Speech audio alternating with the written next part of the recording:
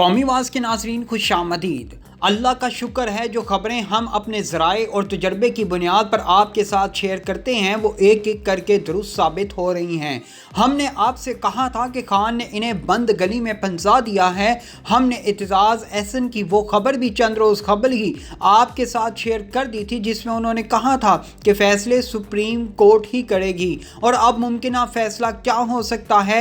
एतजाज़ एहसन ने गुज़िश्ता रोज़ chief justice के 100 मोटो लेने के बाद क्या कहा वो भी बताएंगे। और हाँ, एक कबल अज वक्त ही बड़ी ब्रेकिंग न्यूज़ भी शेयर करने जा रहा हूँ कि चेयरमैन नैब के इस्तीफे के बाद अब इलेक्शन कमिश्नर का भी इस्तीफ़ा आने जा रहा है। जी हाँ दोस्तों, इलेक्शन कमिश्नर के इस्तीफे की खबर हमने आपके साथ शेयर कर दी है। ये अगले चंद रोज़ में आपको मिल जाएगी, लेकिन इस इस्तीफे के बाद की सूरत हाल क्या होगी वो भी आज की इस वीडियो में हम आपके साथ शेयर करेंगे। दोस्तों, पहली बड़ी खबर के मुताबिक सुप्रीम कोर्ट के 100 मोटो एक्शन के बाद अब क्या होगा, हुकूमत के पास क्या ऑप्शन बाकी बचे हैं। इलेक्शन ना करवाने से मुतल्लिक सवाल हर ज़ुबान ज़दे आम पर मौजूद है और ये सवाल इससे भी ज़्यादा अहम है कि अगर सुप्रीम कोर्ट से इलेक्शन कराने की तारीख आ गई तो फिर क्या होगा।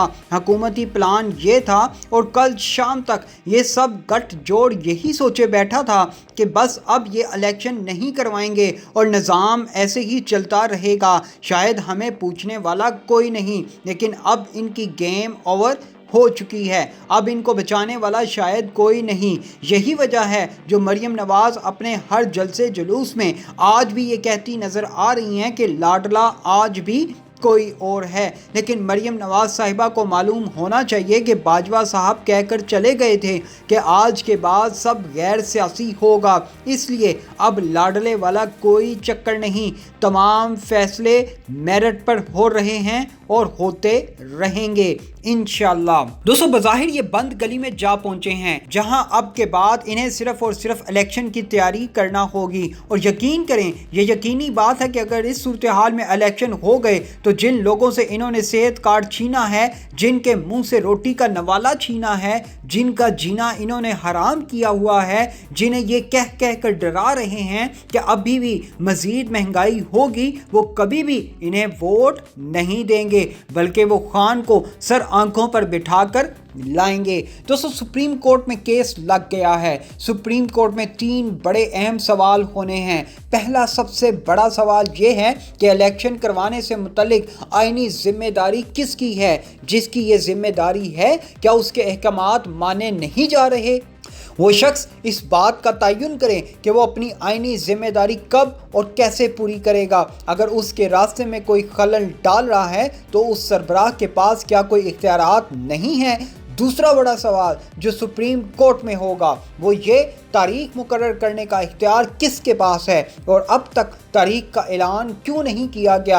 अगर मुशावरत हो रही है तो इतना वक्त अब तक क्यों ज़ाया किया गया।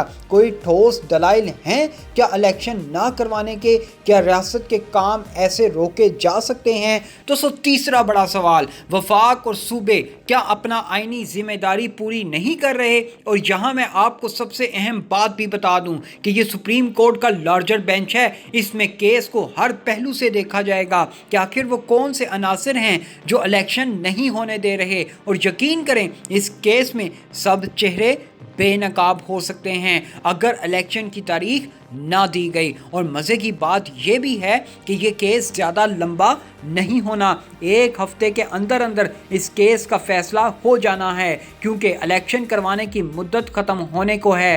तकरीबन 1 माह का वक्त बाकी रह गया है। दोस्तों, यहाँ मैं आपको एक और बड़ी खबर देता चलूँ। इस केस में मुमकिना तौर पर कल्प्रेट चीफ इलेक्शन कमिश्नर को ही ठहराया जाएगा, क्योंकि आईनी जिम्मेदारी सबसे बढ़कर चीफ इलेक्शन कमिश्नर की ही बनती है और ये उन्हीं की जिम्मेदारी है कि वो इलेक्शन बर वक्त करवाएं। अब जब चीफ इलेक्शन कमिश्नर ये कहेंगे कि फ़लाँ शख्स हमें पैसे नहीं दे रहा इलेक्शन करवाने के लिए, फ़लाँ इदारा हमें सिक्योरिटी फराहम नहीं कर रहा, वफाक कहेगा कि मुल्की हालात ऐसे नहीं हैं, मुआशी बदहाली में इलेक्शन नहीं करवाए जा सकते वगैरह वगैरह, तो फिर यकीन करें सुप्रीम कोर्ट का ये लार्जर बैंक ऐसे ही नहीं बना। ये लार्जर बैंक एक एक करके सबको बुला लेगा और आखिर में चीफ इलेक्शन कमिश्नर अपने ओहदे से मुस्ताफ़ी ہو جائیں گے۔ یہ بھی ان کا ایک گیم پلان کا حصہ ہے کہ اگر سپریم کورٹ میں سماعت شروع ہو گئی تو انہوں نے پہلے سے یہ پلان بنا رکھا ہے کہ ہم چیف الیکشن کمشنر کو کہیں گے کہ وہ اپنے عہدے سے استعفیٰ دے دیں، پھر ہم دیکھیں گے بعد کی بات بعد میں دیکھی جائے گی، کیونکہ ان کا مطلب یہ ہے کہ صرف اور صرف الیکشن کو ڈیلے کرنا ہے، خان کو واپس آنے سے روکنا ہے، خان کے اقتدار کے آنے کا ہر وہ رستہ انہوں نے بند کرنا ہے، اس میں تاخیری حربے استعمال کرنے ہیں۔ دوستو، حکومت کی منشا ہے کہ وہ فوری الیکشن نہ کروائے، کیونکہ اگر فوری الیکشن کروائے گے تو جو حال اس وقت مہنگائی کی وجہ سے نون لیگ کا ہو چکا ہے، یہ اپنے حلقوں میں نہیں جا سکتے۔ کیا کہیں گے؟ جو کچھ ہو رہا ہے عمران خان کی وجہ سے ہو رہا ہے، تو لوگوں نے یہی کہنا ہے کہ آپ نے یہ ذمہ داری اپنے کاندھوں پر کیوں لی؟ کرنے دیتے خان کو حکومت، ذلیل ہوتا تو وہ خان ہی ہوتا نا، آپ تو نہ ہوتے۔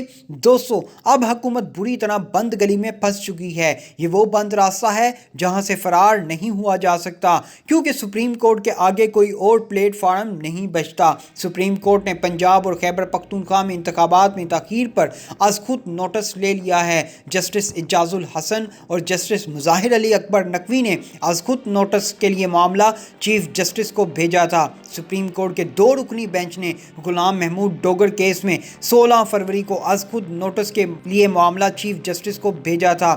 چیف جسٹس نے معاملے پر از خود نوٹس لے لیا اور از خود نوٹس پر سماعت کے لیے 9 رکنی بینچ تشکیل دے دیا ہے۔ چیف جسٹس کی سربراہی میں بننے والے بینچ میں جسٹس اعجاز الحسن، جسٹس منصور علی شاہ، جسٹس منیب اختر، جسٹس یحییٰ آفریدی، جسٹس مظاہر علی اکبر نقوی، جسٹس جمال خان مندوخیل، جسٹس محمد علی مظہر اور جسٹس اطہر معین اللہ شامل ہیں۔ سپریم کورٹ کا از خود نوٹس 3 سوالات پر لیا گیا ہے۔ اعلامیے میں کہا گیا ہے کہ از خود نوٹس میں دیکھا جائے گا کہ انتخابات کی تاریخ دینا کس کا اختیار ہے، دیکھا جائے گا انتخابات کرانے کی آئینی ذمہ داری کس نے اور کب پوری کرنی ہے، دیکھا جائے گا کہ فیڈریشن اور صوبوں کی آئینی ذمہ داری کیا ہے۔ اعلامیے کے مطابق پنجاب اور کے پی اسمبلیاں 14 اور 17 جنوری کو تحلیل ہوئیں۔ آرٹیکل 224(2) کے تحت انتخابات اسمبلی کی تحلیل سے 90 روز میں ہونا تھے۔ آئین لازم قرار دیتا ہے کہ 90 دن میں انتخابات کرائے جائیں۔ انتخابات کی تاریخ کے لیے اسلام آباد ہائی کورٹ بار، کے پی اور پنجاب اسمبلی کے اسپیکرز کی درخواستیں بھی آئیں۔ خیال رہے کہ پنجاب اور خیبر پختونخوا کی اسمبلیاں تحلیل ہونے کے بعد نگران سیٹ اپ کام کر رہا ہے اور صوبائی گورنرز کی جانب سے انتخابات کی تاریخ نہیں دی گئی۔ دوستو، اس معاملے پر 2 بار صدر نے مشاورت کے لیے الیکشن کمیشن کو خط لکھا تھا، لیکن الیکشن کمیشن نے مشاورت سے انکار کیا، جس کے بعد صدر مملکت نے آج خود دونوں اسمبلیوں کے انتخابات کے لیے 9 اپریل کی تاریخ کا اعلان کر دیا ہے۔ اس اعلان سے متعلق الیکشن کمیشن کی مشاورت آج بھی جاری ہے۔ دوسری طرف وزیر اعظم شہباز شریف نے موجودہ سیاسی صورتحال پر اجلاس طلب کر لیا ہے۔ اجلاس میں تمام اتحادی پارٹی کے نمائندوں کو بلایا گیا۔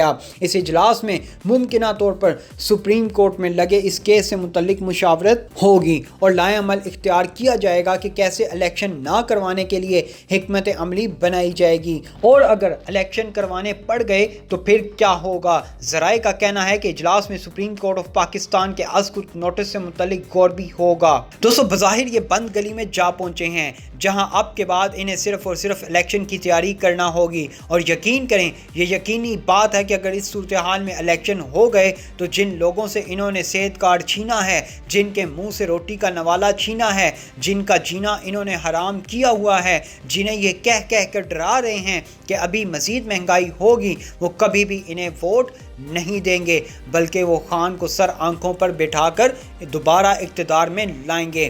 وقت بدل چکا ہے، اب نون لیگ پنجاب کی جماعت نہیں رہی۔ سندھ کے عوام پہلے ہی زرداری سے تنگ ہیں، مولانا کے چاہنے والے بھی اب زیادہ نہیں۔ ایم کیو ایم بلوچستان کے غیور عوام نے دیکھ لیا کہ کیسے یہ لوگ اپنے ذاتی مفادات کے لیے گرگٹ کی طرح رنگ بدلتے ہیں، انہیں عوامی مفاد سے کوئی لینا دینا نہیں۔ اس لیے دوستو، خان کی 2/3 میجورٹی کے ساتھ واپسی یقینی ہے۔